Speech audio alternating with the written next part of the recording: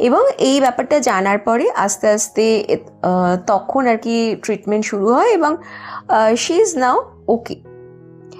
দেখুন, আমাদেরও জীবনে এরকম অনেক লোক থাকে যারা আমাদের সাথে খারাপ ব্যবহার করে, খারাপভাবে কথা বলে। আমরা সেই বার্ডেনটাকে নিয়ে চলি। কত বোঝা এইভাবে বইবেন?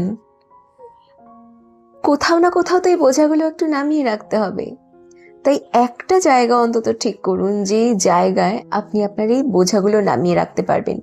কারণ আপনি কিন্তু এই সমাজকে আপনি চেঞ্জ করতে পারবেন না, কে আপনার সাথে কিভাবে ব্যবহার করবে সেটাকে আপনি চেঞ্জ করতে পারবেন না, কে আপনাকে সাথে কিভাবে কথা বলবে আপনি সেটাকেও চেঞ্জ করতে পারবেন।